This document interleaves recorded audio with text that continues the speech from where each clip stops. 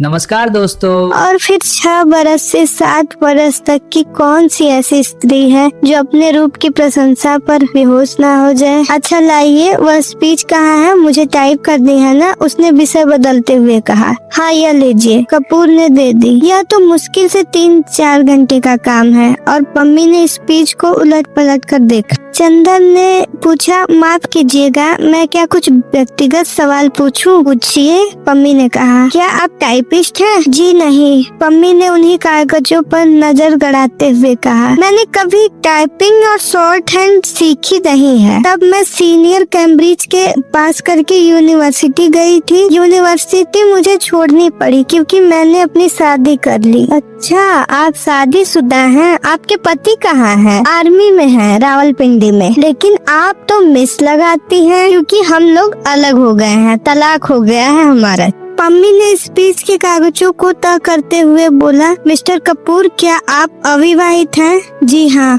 और विवाह करने का कोई इरादा नहीं रखते? नहीं। बहुत अच्छे, तब तो हम दोनों की निभ जाएगी। मैं शादी से बहुत नफरत करती हूँ। शादी अपने आप को दिए जाने वाला सबसे बड़ा धोखा है। देखिए, ये मेरा भाई बर्टी कैसे पीला और बीमार सा है। यह पहले बड़ा तंदुरुस्त था, अच्छा खासा हट्टा कट्टा, टेनिस का बहुत अच्छा खिलाड़ी था। फिर इसने एक लड़की से शादी कर ली। हनीमून के लिए इसने शिलोंग को चुना। वह लड़की बहुत कला प्रिय थी, बहुत अच्छा नाचती थी, बहुत अच्छा गाती थी। वह खुद गीत लिखती थी।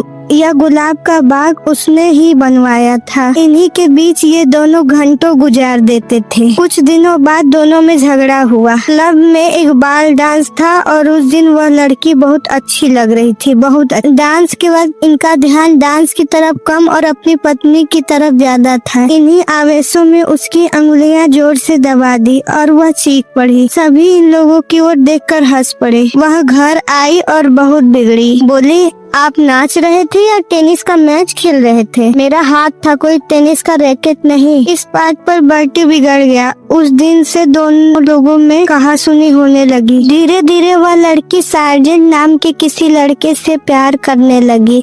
बर्टी को इतना सदमा हुआ कि वह बुरी तरह बीमार पड़ गया। लेकिन बर्टी ने उसे तलाक नहीं दिया, उस लड़की से कुछ कहा भी नहीं और उस लड़की ने सार्जेंट से प्यार करना जारी रखा। लेकिन बीमारी ने बर्टी को बहुत खोखला कर दिया।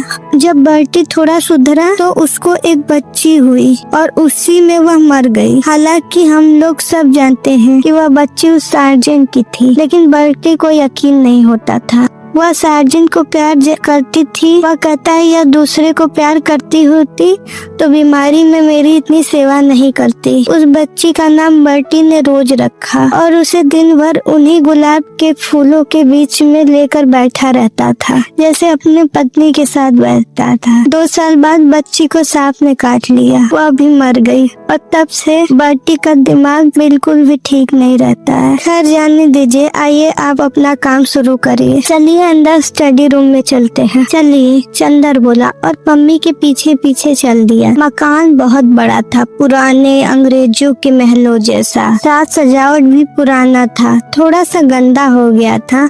अंदर से उतना ही आलीशान और साफ सुथरा था, बाहर से भले ही थोड़ा गंदा हो। ईस्ट इंडिया कंपनी के जनाने की छाप थी यह। यहाँ तक कि बिजली लगने के बावजूद अंदर पुराने बड़े बड़े हाथ से खींचे जाने वाले पंखे लगे थे। 2 कमरों को पार करके वे लोग स्टडी रूम में पहुँचे। बड़ा सा कमरा जिसमें चारों तरफ अलमारियों में किताबें थी। 4 कोने में 4 मेजें लगी हुई थी, जिनमें कुछ बस्ट और कुछ तस्वीरें स्टैंड के सहारे रखी हुई थी। एक अलमारी के नीचे खाने में टाइपराइटर रखा था। मम्मी ने बिजली जला दी और टाइपराइटर खोल दी। चंदर घूमकर किताबें देखने लगा। एक कोने में कुछ मराठी किताबें रखी थी। उसे बड़ा ताज्जुब हुआ। अच्छा पम्मी, माफ कीजिएगा, सॉरी मिस डिक्रूज। नहीं, आप मुझे पम्मी पुकार सकते हैं, मुझे यही नाम अच्छा लगता है। क्या पूछ रहे थे आप वैसे? क्या आप मराठी हैं? नहीं। क्या आप मराठी जानती हैं? नहीं, मैं तो नहीं जानती, मेरी नानी जी जानती। क्या आपको डॉक्टर शुक्ला ने हम लोगों के बारे में नहीं बताया कुछ? नहीं, चंदर ने कहा। अच्छा, ताज्जुब है, पम्मी बोली। आपने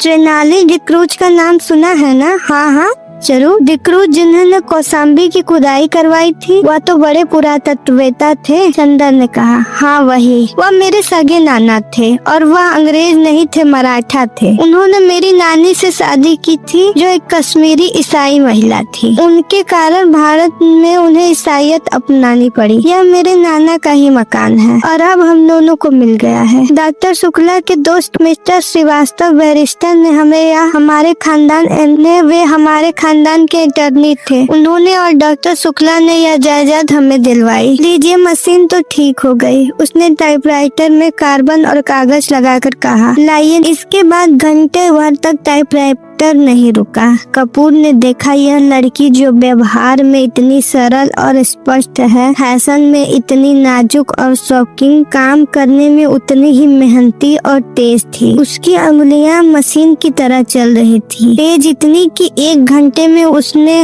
लगभग आधा पांडुलिपि टाइप कर डाली। ठीक 1 घंटे के बाद उसने टाइपराइटर बंद कर दिया और बगल में बैठे हुए कपूर की ओर झुककर कहा, अब थोड़ी देर आराम कर लें। और अपनी उंगलियों को चटखाने के बाद वह कुर्सी खिसकाकर उठी और एक भरपूर अंगड़ाई ली।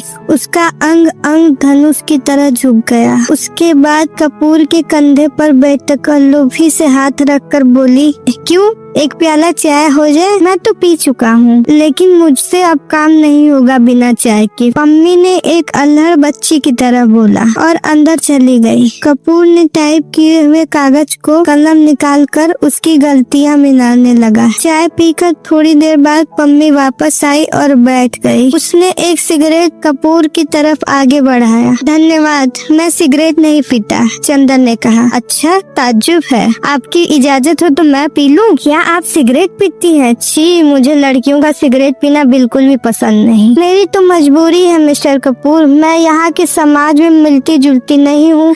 अपने विवाह और अपने तलाक के बाद मुझे एंग्लो इंडियन समाज से नफरत हो गई है। मैं अपने दिल से हिंदुस्तानी हूँ, लेकिन हिंदुस्तानियों से घुलना मिलना हमारे लिए संभव नहीं है। घर में अकेले रहती हूँ, सिगरेट और चाय से तबीयत बदल जाती है।